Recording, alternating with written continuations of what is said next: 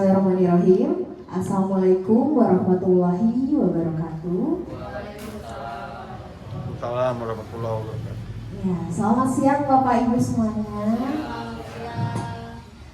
Sudah istirahat? Baru Sudah perlu tegang-tegang ya Bapak Ibu ya. Kita santai aja, serius tapi santai. Ya, alhamdulillahirabbil wa bihi nasta'in wa ala umuri dunya waddin. Wassalatu wassalamu ala asrofil anbiya'i mursalin wa ala alihi wa sahbihi ajmain amma ba'du. Puji syukur kehadirat Allah Subhanahu wa taala karena berkat rahmat dan hidayahnya kita semua dapat berkumpul bersama di tempat ini dalam keadaan sehat walafiat. Shalawat serta salam semoga tercurah limpah kepada junjungan kita Nabi besar Muhammad sallallahu alaihi wasallam beserta pengikutnya hingga akhir zaman nanti.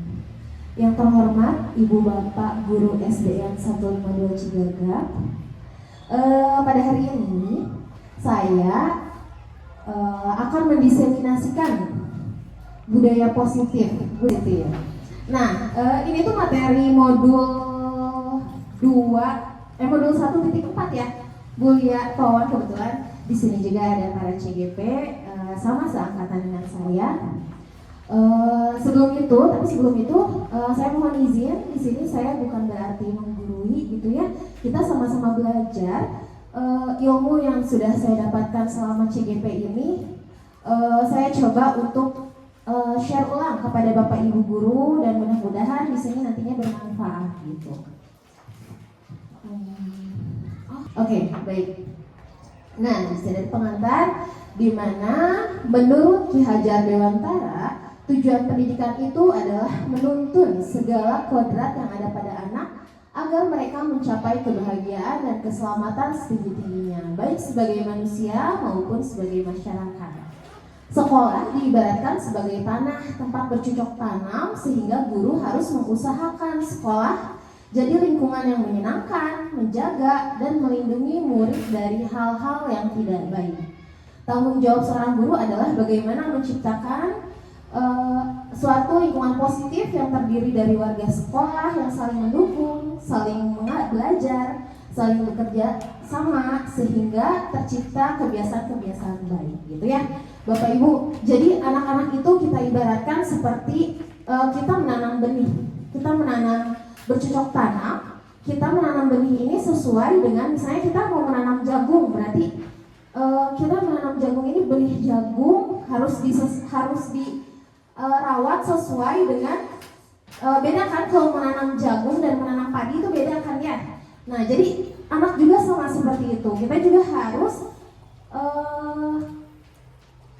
merawat, harus memberikan, harus mentreatment murid-murid kita itu berbeda sesuai dengan potensi yang ada pada dirinya gitu, sesuai kodrat zaman dan kodrat alamnya. Kalau kodrat zaman mungkin anak-anak sekarang ini sudah berkecimpung dengan IT ya, sudah kenal dengan IT.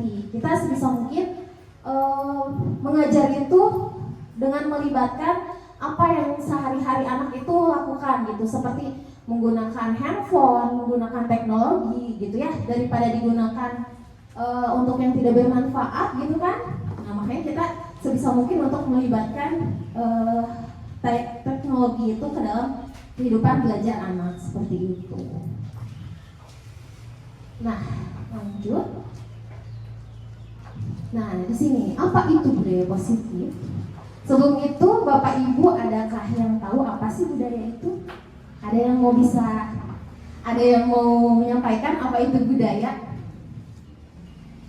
Bapak Ibu? Bu Nurul, boleh?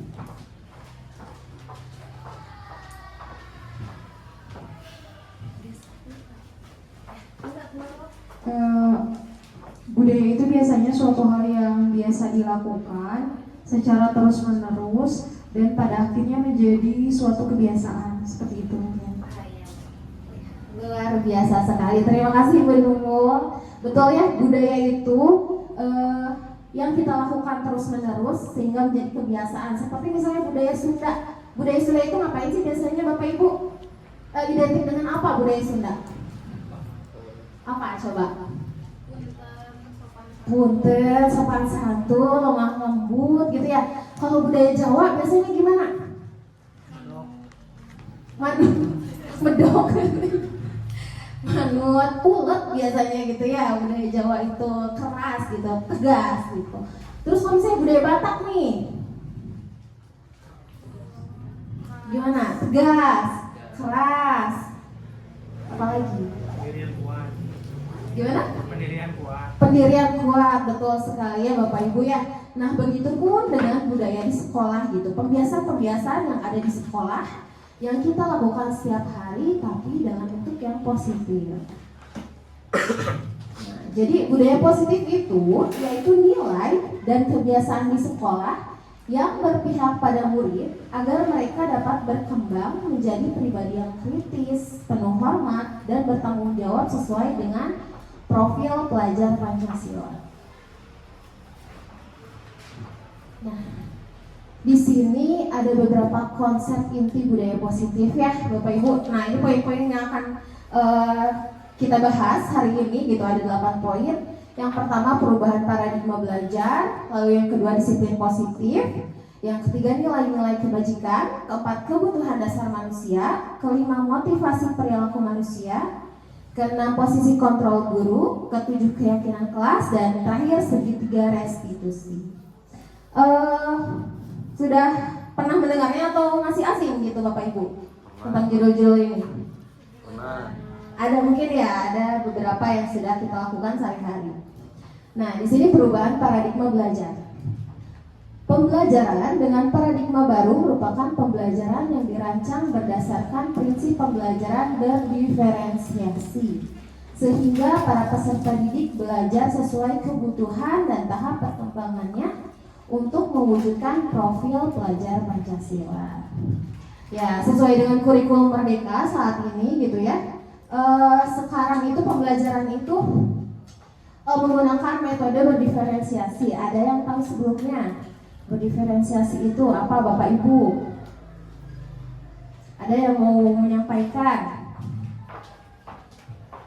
Ada yang mau menyampaikan? Pak Lutfi enggak? Pak Wawan? Silakan. Berdiferensiasi pembelajaran.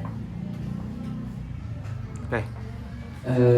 Baiklah, pembelajaran diferensiasi itu adalah pembelajaran di mana seorang guru itu memberikan pembelajaran kepada anak-anaknya sesuai dengan kebutuhan mereka, sesuai dengan kemampuan mereka dan kemauan mereka. Mungkin itu yang saya paham. Terima kasih. Ya, luar biasa sekali, terima kasih Pak Wawan. Betul ya, berdiferensiasi itu adalah pembelajaran sesuai dengan minat, sesuai dengan kebutuhan peserta didik gitu, seperti apa gitu ya. Jadi kita mengajar itu tidak disamaratakan. Misalnya ada yang suka melalui audio, kita siapkan dengan audio. Ada yang suka visual gitu kan, ada yang suka audio visual, kita siapkan sesuai kebutuhan peserta didik sehingga tujuan pendidikan ini tercapai gitu. Sesuai dengan profil pelajar Pancasila, tujuan pendidikan itu ya. Di mana karakter-karakter yang ada pada 5 dimensi pelajar Pancasila ini menurut saya ini sudah sangat semua karakter baik itu sudah ada di profil pelajar Pancasila ini. 5 dimensi ini, masih ingat Bapak Ibu 5 dimensi profil pelajar Pancasila apa aja? 6. Apa aja? Beriman dan bertakwa, bineka, berkebinekaan global, mandiri, gotong royong, bernalar kritis, kreatif. Nah, seperti itu. Nah, di sini ada miskonsepsi tentang teori kontrol, di mana ilusi guru ini mengontrol murid. Nah, biasanya ini kita itu sebagai guru itu kepada murid ini selalu mengatur gitu, mengontrol. Murid itu harus sesuai keinginan kita. Gitu. Biasanya seperti itu ya Bapak Ibu ya. Lalu ilusi bahwa semua penguatan positif itu efektif dan bermanfaat. Dan ilusi bahwa kritik dan membuat rasa bersalah itu mampu menguatkan karakter. Biasanya kita kalau misalnya menyalahkan anak gitu, menyalahkan anak itu kita merasa puas gitu, menguatkan karakter anak, menguatkan mental anak gitu. Padahal sebetulnya tidak seperti itu gitu. Pernah merasa seperti itu Bapak Ibu selama ini? Lalu ilusi bahwa orang dewasa itu berhak memaksa gitu. Biasanya karena kita orang dewasa, kita berhak mengatur, memaksa anak murid kita ini harus seperti apa. Biasanya seperti itu ya Bapak Ibu? Atau tidak? Pernah? Oke. Nah, harusnya seperti apa sih? Nah, di sini mengubah paradigma stimulus respon ke pendekatan teori kontrol. Nah, di sini itu menurut pandangan tentang dunia ya, ada stimulus respon tentang dunia, ada teori kontrol tentang dunia. Di mana stimulus respon tentang dunia ini, misalnya ya, semua orang melihat hal yang sama. Tetapi menurut teori kontrol ini setiap orang memiliki gambaran yang berbeda. Setiap orang itu pasti punya pandangan masing-masing gitu ya. Lalu kita mencoba mengubah orang agar berpandangan sama dengan kita. Padahal tidak bisa Bapak Ibu. Kita misalnya menginginkan A, tapi kok kita itu tidak bisa memaksakan orang lain itu sesuai keinginan kita. Harus A juga, tidak bisa seperti itu. Kita harus berusaha memahami pandangan orang lain tentang dunia gitu. Lalu perilaku buruk dilihat sebagai suatu kesalahan. Biasanya anak-anak ini kan kadang melakukan kesalahan ya, suka melakukan kesalahan, padahal itu tuh belum tentu buruk gitu. Itu pasti ada penyebabnya. Kenapa anak itu melakukan seperti itu? Gitu. Jadi semua perilaku itu memiliki tujuan kalau menurut teori kontrol. Kenapa anak itu berperilaku tersebut pasti ada alasannya gitu yang logis. Lalu orang lain bisa mengontrol saya. Nah, tidak bisa ya. Termasuk Bapak Ibu sendiri, kita tidak bisa diatur oleh orang lain. Yang bisa mengontrol itu hanya diri sendiri. Hanya kita yang bisa mengontrol diri sendiri, tidak bisa mengontrol orang lain ya. Terus saya bisa mengontrol orang lain, Anda tidak bisa mengontrol orang lain. Pemaksaan ada pada saat rujukan gagal. Kalau menurut teori kontrol, kolaborasi dan konsensus menciptakan pilihan-pilihan baru. Nah, jadi bisakah kita mengontrol seseorang, Bapak Ibu? Tidak ya. Yang bisa mengontrol itu adalah diri kita sendiri gitu. Harus respon seperti apa. Misalnya kita tidak suka dengan seseorang, tapi kita itu tidak bisa mengontrol dia harus sesuai keinginan kita. Yang harus kita lakukan adalah diri kita sendiri, harus seperti apa menghadapi orang tersebut, seperti itu. Siapa sesungguhnya yang memiliki kontrol? Berarti siapa? Diri kita sendiri. Lanjut. Nah, di sini ada disiplin positif. Apa itu disiplin positif, Bapak Ibu? Disiplin itu berasal dari kata disiplina yang artinya belajar. Disiplin mengacu pada disiplin diri yang memiliki tanggung jawab terhadap apa yang dilakukan berdasarkan nilai-nilai yang diyakini. Nah, sebagai pendidik, tujuan kita adalah menciptakan peserta didik yang memiliki disiplin diri sehingga mereka berperilaku mengacu kepada nilai-nilai kebajikan universal dan memiliki motivasi intrinsik dalam perubahan perilaku ke arah yang lebih baik gitu. Nilai kebajikan universalnya apa aja sih ya? Coba kita lihat. Nah, di sini ada beberapa nilai-nilai kebajikan yang sesuai dengan profil pelajar Pancasila dan IBU Primary Years Program gitu ya. Nah, berdasarkan profil pelajar Pancasila sudah jelas ya, berarti nilai-nilai kebajikan yang didapatkan itu yaitu beriman, bertakwa kepada Tuhan Yang Maha Esa dan berakhlak mulia, mandiri, kreatif, bernalar kritis, gotong royong dan berkebinekaan global. Kalau menurut Primary Years Program, yaitu adanya toleransi, itu nilai-nilai baik, nilai-nilai kebajikan gitu ya, rasa hormat gitu, integritas, mandiri, menghargai, empati, keingintahuan, kreativitas, kerjasama, percaya diri dan komitmen. Dan saya rasa Bapak Ibu juga pasti mengharapkan nilai-nilai kebajikan ini ada pada dalam diri peserta didik Bapak Ibu gitu. Nah, kebutuhan dasar manusia. Di sini kebutuhan dasar manusia itu apa, Bapak Ibu? Kebutuhan dasar manusia itu segala sesuatu yang kita lakukan untuk mendapatkan apa yang kita inginkan. Seluruh tindakan yang kita lakukan ini memiliki tujuan tertentu pastinya. Dan semua usaha terbaik yang kita lakukan adalah dalam rangka agar kebutuhan dasar kita terpenuhi dengan baik, gitu ya. Nah, di sini ada beberapa 5 kebutuhan dasar manusia. Yang pertama, bertahan hidup. Ini sudah pasti ya, Bapak Ibu juga bertahan hidup itu kebutuhan dasar. Contohnya kebutuhan fisiologisnya seperti makan, pakaian, tempat tinggal, sudah pasti ini kebutuhan dasar Bapak Ibu ya. Gitu. Lalu psikologis seperti rasa aman, memiliki rasa aman gitu ya, kenyamanan, itu kebutuhan bertahan hidup yang pasti Bapak Ibu butuhkan gitu, dasar, sangat dasar. Kalau tidak ada itu, mungkin hidup akan seperti apa ya? Kacau, betul, betul. Lalu nih kasih sayang dan rasa diterima. Kasih sayang dan rasa diterima juga kebutuhan dasar setiap manusia. Setiap manusia pasti ingin memiliki rasa diterima, dihargai, gitu ya, dipedulikan, berbagi, gitu, kerjasama, dan itu tuh normal. Itu tuh setiap manusia pasti punya rasa itu, gitu ya. Lalu penguasaan ini, kebutuhan penguasaan ini seperti harga diri, gitu, merasa dihargai, keinginan untuk dianggap. Bapak Ibu kalau tidak dianggap juga gimana ya rasanya ya? Sakit ya, menyedihkan gitu. Murid pun sama, pengen dia merasa dianggap oleh teman sekelas, oleh gurunya, terus memimpin, berprestasi, diakui. Itu merupakan penguasaan. Lalu kebebasan, seperti misalnya contoh kebebasan kebutuhan dasar manusia. Kebebasan ini seperti mandiri. Kita juga pengen mandiri, memiliki pilihan, tidak mau diatur gitu ya. Memiliki pilihan sendiri, kita sudah punya pilihan sendiri. Terus mencoba hal baru, mampu mengendalikan arah dirinya. Dan kebutuhan yang terakhir itu kesenangan. Kita juga pasti butuh ya refreshing, bermain, humor, antusiasme, tertawa. Begitupun dengan murid-murid kita.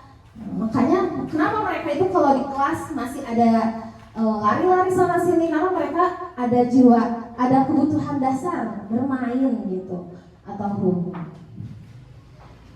Nah, coba di sini ada kasusnya itu Pak Wawan, guru kelas 5 SDN 152 Cigagak sedang bingung menghadapi ulah salah satu murid di kelas bernama Agas. Beberapa anak telah datang dan mengeluhkan Agas ini seringkali meminta bekal makan siang dengan paksa gitu kepada temannya. Jika Anda menghadapi situasi seperti Pak Wawan, apa yang akan Anda lakukan? Menurut Anda kira-kira apa alasan Agas melakukan hal tersebut? Kalau dikaitkan dengan 5 kebutuhan dasar manusia, kira-kira apa Bapak Ibu? Kenapa Agas tuh melakukan hal tersebut? Kenapa? Karena kurangnya apa? Kurangnya kebutuhan dasar yang tidak terpenuhinya apa? Tadi kan ada penguasaan, ada kebebasan, ada apa tadi tuh? Silakan Bu Nini. Sesuai dengan kebutuhan dasar manusia yaitu bertahan hidup. Karena di situ Agas sepertinya tidak diberikan bekal oleh orang tuanya. Jadi Agas meminta kepada orang lain secara paksa karena kebutuhan makannya tidak tercukupi. Keren sekali Bu Nini. Ya betul ya Bu Nini ya, kebutuhan bertahan hidup karena kebutuhan bertahan hidup karena di sini kemungkinan Agas itu tidak diberi makan, tidak diberi bekal makan oleh orang tuanya. Ada lagi kebutuhan lain yang mungkin tidak terpenuhi oleh Agas. Kira-kira apa? Ada? Bu Lia ingin menyampaikan? Merasa diterima atau kasih sayang gitu. Karena Agas itu mencari perhatian, mungkin karena Agas merasa belum memenuhi rasa kasih sayangnya, merasa disayangi itu, jadi Agas melakukan hal yang negatif agar diperhatikan oleh teman-temannya. Mungkin seperti itu. Keren sekali, terima kasih Bu Lia. Ya betul ya. Mungkin Agas itu di rumahnya kurang perhatian sehingga mencari perhatian di sekolah dengan cara seperti itu. Kita lihat. Nah, di sini ada beberapa alasan kenapa kenapa Agas itu berlaku seperti itu, bertahan hidup. Betul tadi yang dikatakan Bu Nini, karena Agas lapar, karena orang tuanya tidak membawakan bekal makan. Bisa jadi seperti itu, makanya Agas melakukan hal tersebut. Lalu kasih sayang dan rasa diterima. Betul tadi yang dikatakan Bu Lia, Agas itu mungkin bisa jadi mengambil makan itu karena cari perhatian temannya, supaya Agas itu diperhatikan karena di rumahnya kurang perhatian. Mungkin bisa jadi seperti itu ya. Lalu penguasaan, di mana dia itu merasa hebat karena temannya merasa takut dan menurutinya gitu. Lalu kebebasan, Agas merasa bosan karena bekal makanan yang diberikan orang tuanya itu aja, sehingga dia mencoba mengambil yang temannya. Dan kesenangan, mungkin bisa jadi Agas itu iseng dan dia menikmati ekspresi wajah temannya yang kesal gitu. Nah jadi perilaku anak gitu ketika melakukan kesalahan itu bisa jadi mungkin ya ibu bapak karena tidak terpenuhi 5 kebutuhan dasar ini. Bisa jadi salah satunya tidak terpenuhi, bisa jadi beberapa kebutuhan dasar tidak terpenuhi sehingga seseorang itu melakukan hal tersebut. Jadi pasti ada alasannya gitu. Kenapa seseorang melakukan hal tersebut? Nah, di sini ada motivasi perilaku manusia. Terdapat 3 motivasi perilaku manusia menurut Gosen, yaitu yang pertama ada motivasi eksternal, ada motivasi internal. Kalau motivasi eksternal itu untuk menghindari ketidaknyamanan atau hukuman, lalu untuk mendapatkan imbalan atau penghargaan dari orang lain. Nah, biasanya gini, peserta didik itu misalnya mau mengerjakan PR. Kenapa siswa itu mau mengerjakan PR? Karena apa misalnya Bapak Ibu? Karena takut dimarahi oleh guru, dihukum oleh guru gitu ya. Itu merupakan motivasi eksternal. Nah, ada satu lagi motivasi internal untuk menjadi orang yang mereka inginkan dan menghargai diri sendiri dengan nilai-nilai yang mereka percaya. Satu lagi ada mungkin kenapa motivasi internal ini. Misalnya ada murid yang ingin mengerjakan PR karena apa? Karena kalau yang motivasi eksternal itu tadi kan karena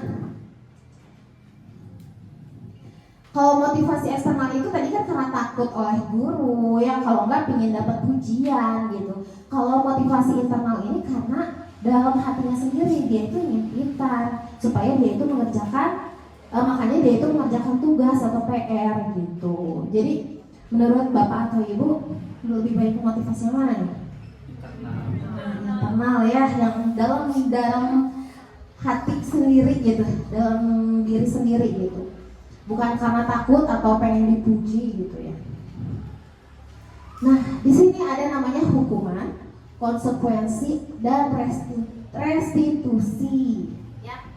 Bapak Ibu ada yang bisa menyampaikan terlebih dahulu apa sih perbedaan hukuman atau konsekuensi? Barangkali ada yang mau memberikan pendapatnya terlebih dahulu. Bu Anjas seperti ini.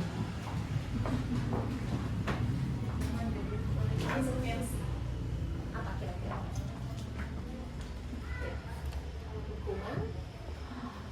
Sebetulnya kalau hukuman, kalau menurut saya pribadi, kalau hukuman itu yang sudah ditetapkan, hukuman itu yang sudah kita sepakati. Misal anak itu harus masuk jam 7.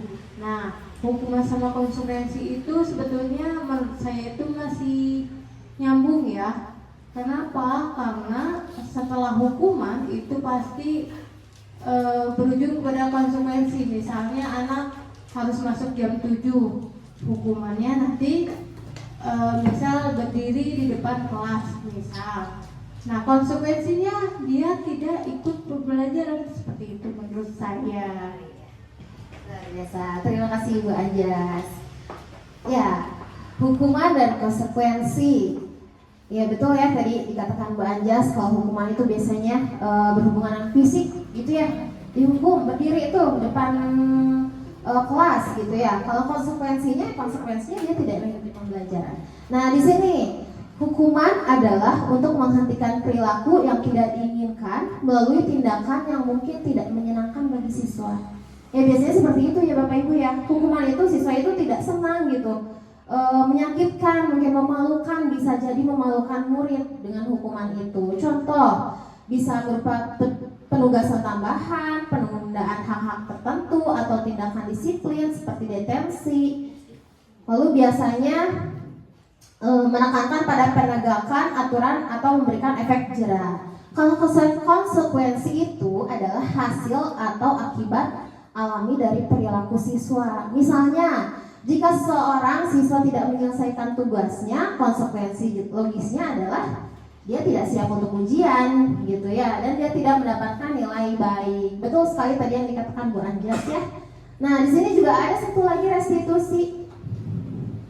Restitusi itu apa? Restitusi itu dalam pendidikan adalah upaya untuk memperbaiki kerusakan atau kerugian yang telah disebabkan oleh perilaku siswa. Restitusi ini berfokus pada pemulihan tanggung jawab siswa gitu. Jadi kita menyadarkan siswa bahwa apa yang dilakukan ini salah nggak ya? Kita tanyakan kepada siswa supaya siswa itu menyadari sendiri gitu ya, tanpa kita harus menghukumnya gitu, seperti itu. Nah, jadi perbedaannya kalau hukuman itu biasanya dalam segi fisik, sedangkan konsekuensi itu untuk melatih tanggung jawab peserta didik, seperti itu. Nah, kita tebak-tebakan di sini ya Bapak Ibu ya. Tadi kan sudah jelaskan hukuman dan konsekuensi dan restitusi. Apakah ini hukuman atau konsekuensi? Ya, Bapak Ibu, kita coba nomor 1. Mencatat 100 kali di dalam buku. Di dalam buku yang kalimatnya saya tidak akan terlambat lagi karena terlambat ke sekolah. Menurut Bapak Ibu ini hukuman atau konsekuensi? Hukuman. Kenapa hukuman? Nulis capek gitu ya sampai 100 kali. Ya betul sekali, hukuman berhubungan dengan fisik gitu ya, memberikan hukuman fisik gitu kepada anak, mencatat 100 kali dalam buku. Lalu yang kedua, lari mengelilingi lapangan nih karena terlambat ke sekolah. Hukuman atau konsekuensi? Kira-kira hukuman konsekuensi ya? Hukuman, betul. Karena apa? Kenapa Bapak Ibu? Karena fisik juga gitu ya, menyuruh anak untuk lari gitu, sehingga membuat capek anak, bukan untuk belajar gitu. Lalu yang ketiga membersihkan coretan yang dibuatnya di meja. Nah, konsekuensi atau hukuman? Konsekuensi. Kenapa konsekuensi? Karena ulahnya sendiri, dia harus bertanggung jawab gitu ya. Kalau ini kan memberikan pelajaran kepada anak, karena kamu sudah mencoret maka kamu harus membersihkan gitu, bukan berarti menghukum. Yang keempat, menggantikan kertas tugas teman yang telah dicoret-coret. Konsekuensi atau hukuman? Konsekuensi, betul ya. Dia harus bertanggung jawab ketika dia sudah mencoret-coret buku temannya, otomatis harus menggantikan. Nah, diminta bertelanjang kaki sepanjang hari karena menggunakan sepatu bukan warna hitam. Ini hukuman atau konsekuensi? Hukuman, betul Bapak Ibu. Ini menyiksa anak gitu ya. Sebisa mungkin kita itu memberikan pelajaran kepada anak itu yang mendidik gitu, yang membuat dia itu merasa bertanggung jawab, bukan menyiksa seperti itu ya. Nah, di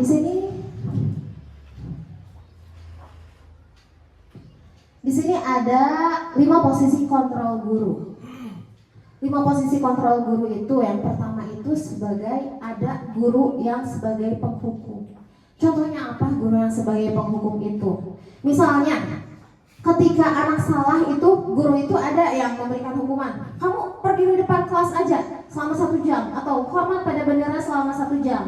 Nah, itu ciri-ciri guru yang penghukum gitu. Lalu yang kedua ada yang pembuat rasa bersalah. Biasanya guru-guru yang pembuat rasa bersalah ini seperti ini. Berapa kali ibu bapak harus memberitahu kamu selalu saja mengecewakan ibu gitu kan, sehingga membuat anak tuh gitu. Saya salah ya gitu kan, sedih gitu, sampai sehingga membuat siswa itu sedih gitu. Nah, biasanya pembuat rasa bersalah. Lalu ada juga guru yang menjadikan dirinya itu sebagai teman pada siswa. Misalnya Jadi bahasanya itu lebih seperti teman gitu. Ayo dong ikuti aturan sekolah, tolong bantu ibu bapak ya sekali ini. Ya sudah tidak apa-apa, lain kali jangan sampai berbuat seperti ini lagi ya. Nah, biasanya kalau ini yang seperti teman gitu ya. Dan ada posisi kontrol guru sebagai pemantau. Seperti ini contohnya, kamu sudah melanggar peraturan sekolah, kamu tahu konsekuensinya. Setelah upacara kamu beli atributnya ke koperasi dan jangan diulangi lagi. Nah, ini contoh 5 posisi kontrol sebagai pemantau. Dan satu lagi ada sebagai manajer. Sebagai manajer ini biasanya seperti ini. Apakah kamu tahu kesalahanmu? Kira-kira bagaimana kamu memperbaiki kesalahanmu? Nah, kalau sebagai manajer ini dia lebih, guru ini lebih menanyakan dulu. Siswa tersebut sadar nggak sih kalau melakukan kesalahan gitu kan ya? Terus bagaimana supaya memperbaiki kesalahan yang kamu lakukan gitu. Jadi ada komunikasi gitu dengan peserta didiknya. Nah, di antara 5 posisi kontrol ini, menurut Bapak Ibu mana yang paling baik gitu? Dari teman, pemantau, penghukum, pembuat rasa bersalah, atau manajer? Manajer. Kenapa manajer? Kenapa manajer? Pak Lutfi deh. Kenapa Pak? Manajer, jadi kita bisa melihat dari tidak hanya dari sisi luar, tapi melihat dari sisi psikisnya si anak, dan juga membantu si anak mencari problem solvingnya gitu. Ya, luar biasa sekali, betul. Kita di sini sebagai manajer ini kita bersama-sama ya berdiskusi dengan anak gitu ya, untuk mencari jalan keluarnya seperti apa. Jadi tidak hanya kita yang memutuskan sesuatu gitu. Nah, coba tebak Bapak Ibu ya di sini posisi kontrol apakah aku dari 5 posisi kontrol tadi ya. Saya kecewa sekali dengan kamu. Ini menurut Bapak Ibu ini posisi kontrol guru yang mana?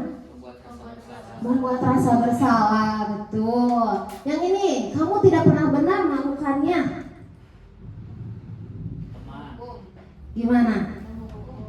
Kamu tidak pernah benar melakukannya, betul. Penghukum ya. Lalu di sini apa rencanamu untuk menyelesaikan masalah ini? Manajer menanyakan terlebih dahulu kepada murid ya bagaimana penyelesaian masalahnya nih. Ayolah lakukan demi Bapak Ibu ya gitu. Apa itu? Teman ya. Dia merasa memposisikannya sebagai teman. Lalu yang ini, kamu tidak akan mendapat nilai bagus jika tidak mengerjakan tugas. Ya, memantau, betul sekali Bapak Ibu. Ya, di sini bisa membedakan ya Bapak Ibu ya 5 posisi kontrol guru, dan menurut kami yang paling baik itu adalah manajer. Nah, lalu di sini ada keyakinan kelas. Mengapa keyakinan kelas? Mengapa bukan peraturan kelas? Apa bedanya keyakinan dan peraturan Bapak Ibu? Kira-kira Bu Alna mungkin? Bu Alna, bedanya peraturan dan keyakinan?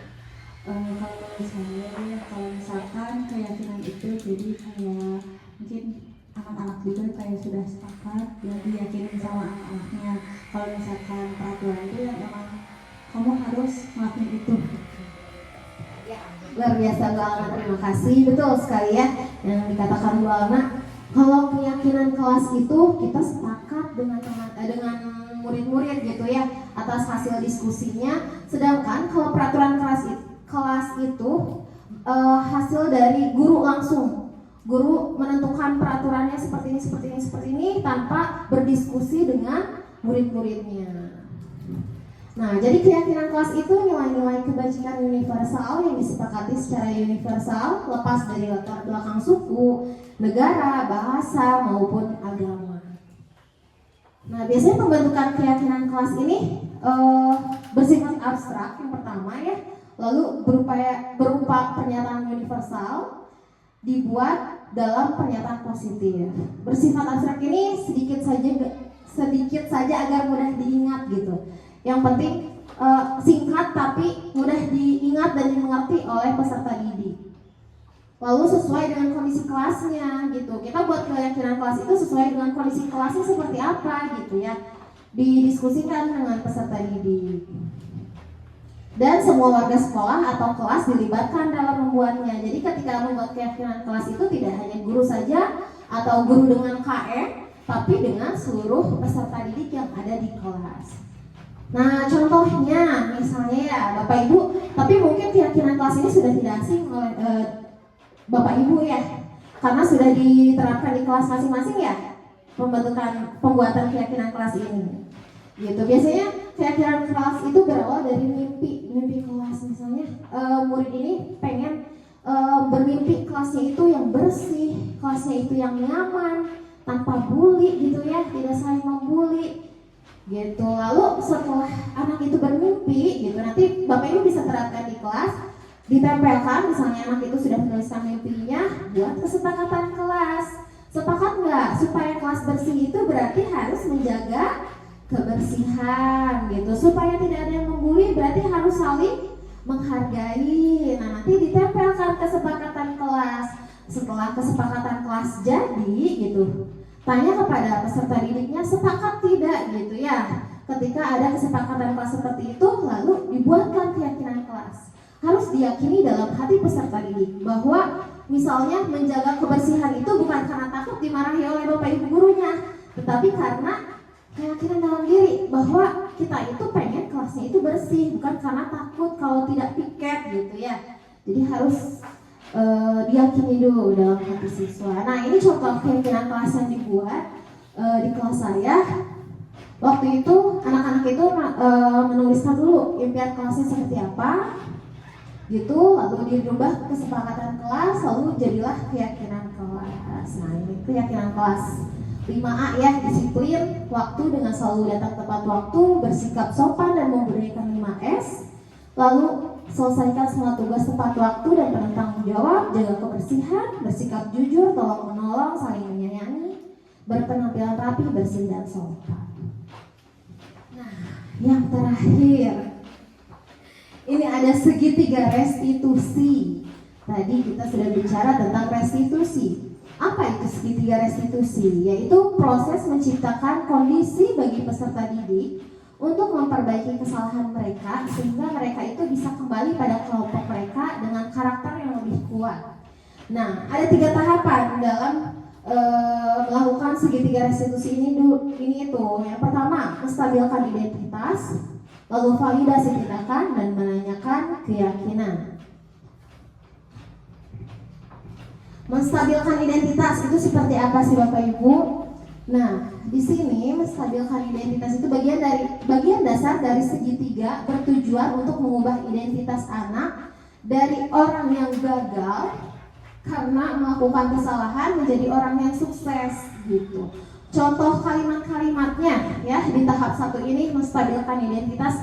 Ketika siswa merasa bersalah, pertama kita tanya dulu, kita stabilkan dulu emosinya. Kita tenangkan dulu dengan berkata berbuat salah itu tidak apa-apa nak, atau tidak ada manusia yang sempurna. Ibu juga pernah berbuat salah gitu ya, supaya anak itu tenang gitu, tidak merasa dirinya itu paling salah gitu ya di saat itu gitu. Saya juga pernah melakukan kesalahan seperti itu. Kita bisa menyelesaikan ini. Nah, lalu setelah emosionalnya stabil gitu, sudah menstabilkan identitas, baru kita validasi tindakan yang salah. Kita tanyakan kepada murid. Contoh kata-katanya seperti ini. Padahal kamu bisa melakukan yang lebih buruk dari ini ya. Kamu pasti punya alasan mengapa melakukan hal itu. Kita tanyakan kepada murid. Setelah emosinya stabil, kita tanyakan, kenapa sih kamu melakukan itu? Misalnya kalau bertengkar, kenapa kamu tadi bertengkar? Nanti pasti anak itu menjawab, Bu, karena dia seperti ini. Sehingga kita tahu permasalahannya seperti apa. Setelah validasi tindakan, lalu menanyakan keyakinan di sini. Contoh kalimat yang bisa kita sampaikan kepada anak, contohnya seperti ini. Apa yang kita percaya sebagai kelas atau keluarga? Apa nilai-nilai umum yang kita telah sepakati? Apa bayangan kita tentang kelas yang ideal? Kamu mau jadi orang yang seperti apa? Misalnya kayak tadi sudah membuat keyakinan kelas. Kamu masih ingat kan keyakinan kelasnya waktu itu kita sepakati? Nah, waktu itu keyakinan kelasnya apa? Kalau yang bertengkar tadi kan berarti saling menghargai. Kamu sudah tahu kan dengan teman itu harus saling menghargai, berarti harus seperti apa nantinya. Nah, nanti anak bisa menjawab sendiri sehingga sadar oleh dirinya sendiri dan melakukan perbaikannya itu berdasarkan atas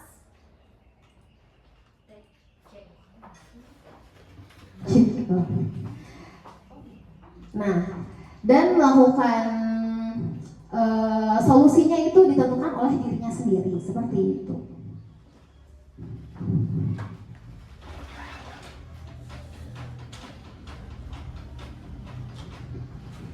Nah, ini demonstrasi saya.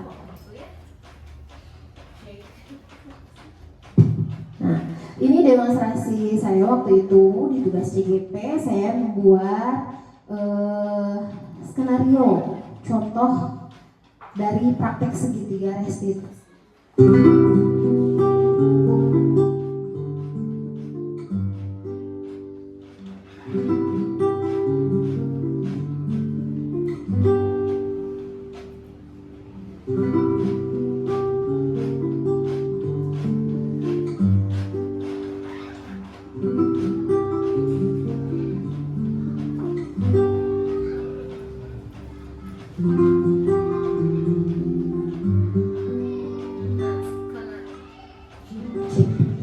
Skenario fase satunya itu mengenai mencontek.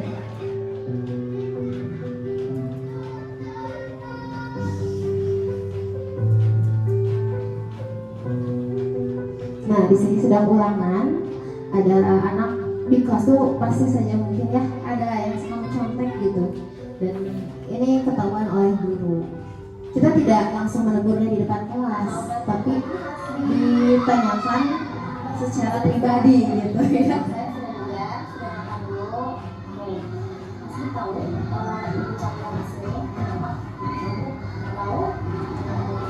Tadi Bu Falia masih ketika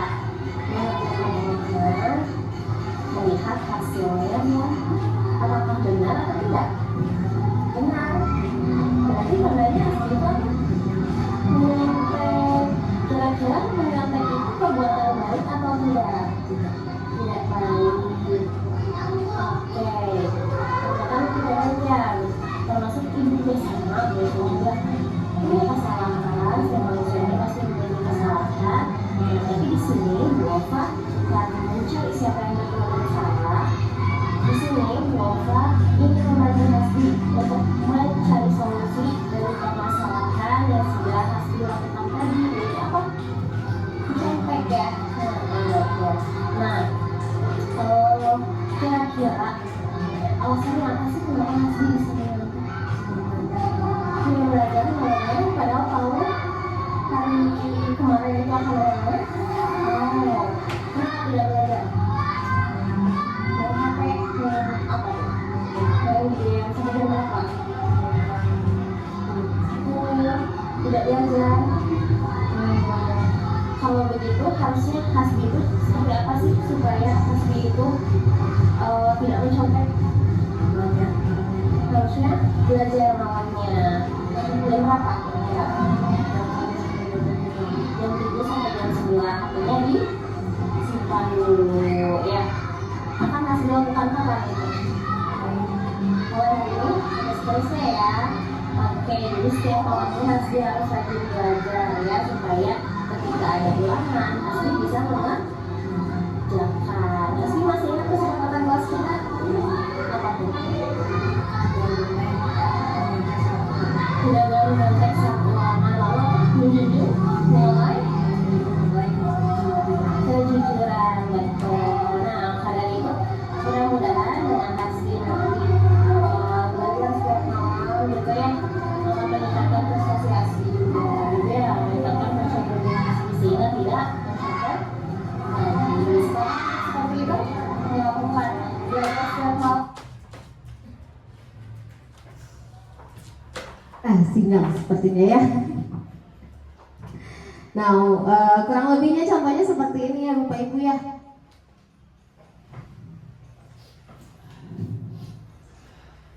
Jadi ketika ada anak yang salah itu jangan langsung dimarahi, dimarahi di depan kelas gitu ya, apalagi dibentak dan membuat rasa bersalah gitu murid. Nah, tetapi kita terapkan segitiga restitusi ini. Kita panggil secara pribadi, lalu kita tanyakan terlebih dahulu, kita stabilkan identitas terlebih dahulu, lalu kita tanyakan keyakinan gitu ya, sehingga anak itu merasa solusinya itu kita tidak usah capek-capek memikirkan solusi harus seperti apa ya anak ini. Tanyakan kepada anaknya langsung, kira-kira supaya kamu tidak seperti itu lagi kamu harus bagaimana gitu. Jadi anaknya itu merasa dihargai juga seperti itu ya. Nah, dalam menerapkan budaya positif di sekolah, jadi guru itu diharapkan dapat membuat keyakinan kelas, dapat menempati posisi kontrol guru sebagai manajer, menghindari hukuman dan penghargaan, memahami 5 kebutuhan dasar manusia, serta menerapkan segitiga restitusi dalam menyelesaikan suatu permasalahan.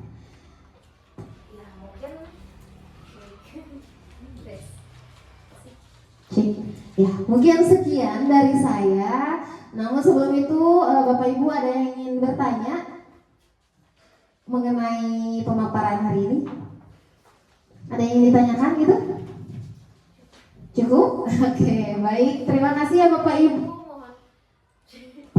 Mohon maaf sudah mengganggu waktu kerjanya. Terima kasih sudah menyempatkan untuk mengikuti diseminasi ini. Mudah-mudahan bermanfaat. Sekian dari saya. Wabillahi taufiq wal hidayah. Wassalamualaikum warahmatullahi wabarakatuh. Waalaikumsalam.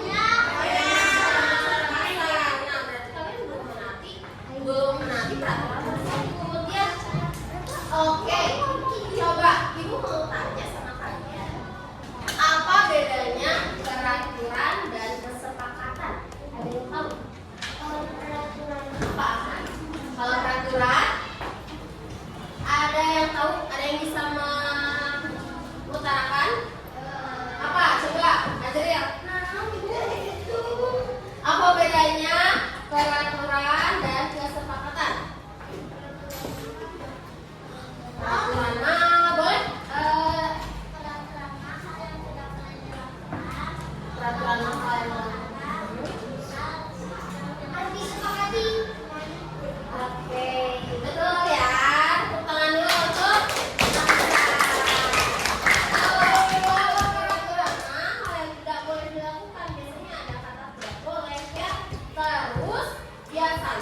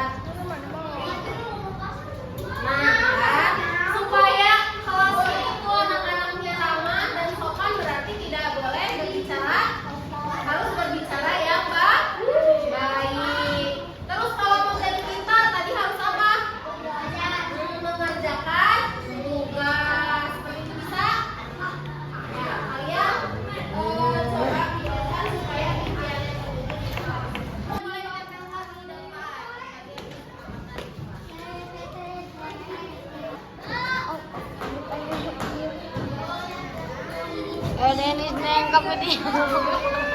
Kamu dia.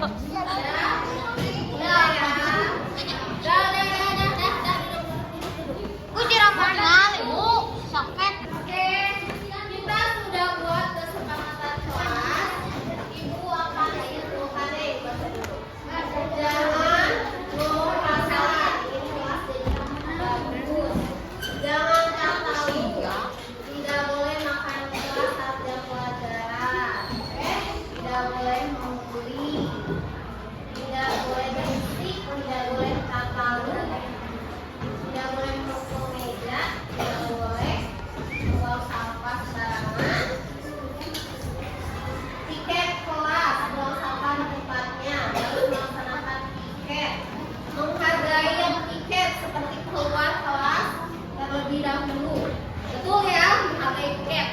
Menghargai yang tiket. Kalau ada yang tiket, kalian harus keluar dulu supaya tiketnya bersih ya. Tidak menyerupai, tidak berbicara kasar di kelas. Ya, ini masih banyak yang suka berbicara kasar. Betul, supaya kelas kita nyaman, maka bicaranya juga harus baik ya, harus sopan. Jangan malu,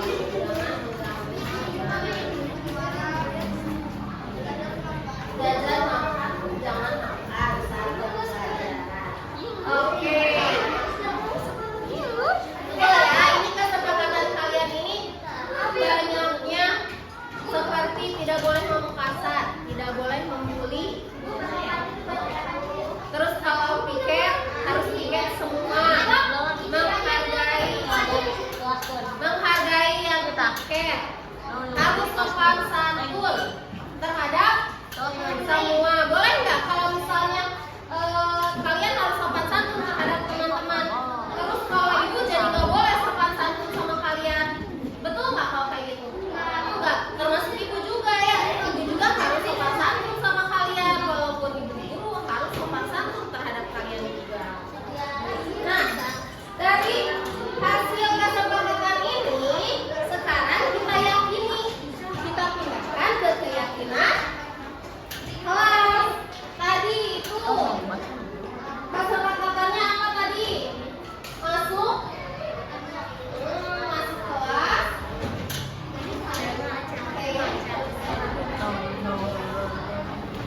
Masuk kelas tepat waktu.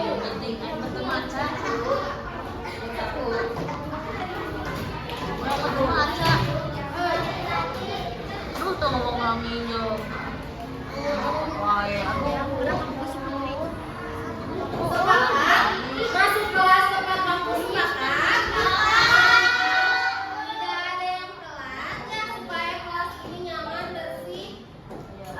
Dan kalian itu kalau tepat waktu kan berarti kalian itu mengikuti pembelajaran dari awal sampai akhir ya. Jadi tidak ada yang tertinggal, sehingga ilmunya dapat masuk kelas tepat waktu.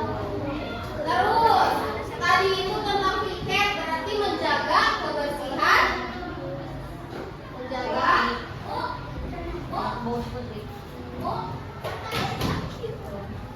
menjaga kebersihan, menjaga apa? Kebersihan apa? Kelas. Sepakat kita semua menjaga kebersihan kelas. Supaya apa? Supaya tidak dikurangkan oleh guru, atau supaya kelasnya menjadi bersih. Nah, kalian yakini dalam hati ya, kita menjaga kebersihan supaya kelasnya menjadi bersih. Terus hari itu mengerjakan tugas dengan mengerjakan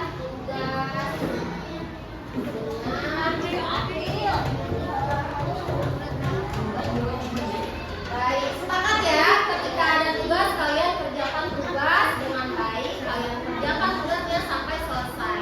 Sepakat? Supaya apa mengerjakan tugasnya?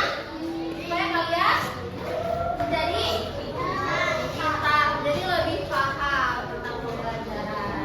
Terus berbicara,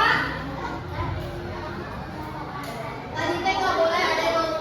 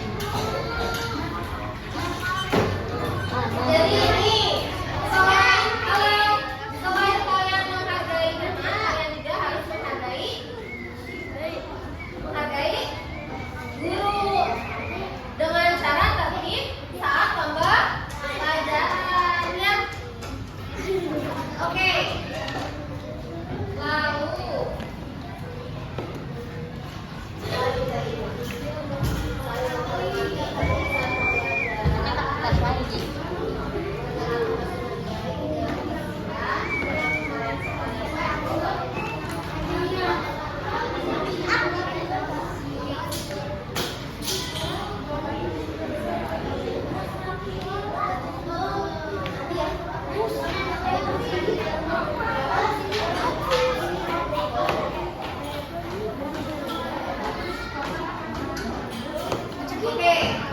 kalau itu coba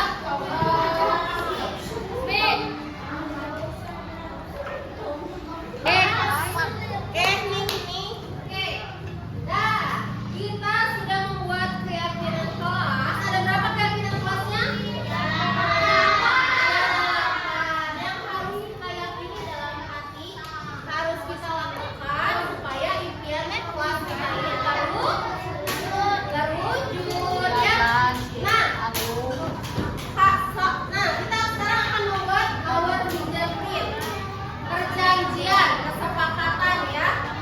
Siapa tahu nanti takutnya kalian ke depannya ini tiba-tiba lupa, tiba-tiba hilang ingatan, jadi nggak ingat, jadi tidak menjaga bahasa, menjaga sopan santun. Supaya kalian ingat terus, nah harus apa? Harus ada perjanjian. Perjanjiannya dengan cara kalian menempelkan fingerprint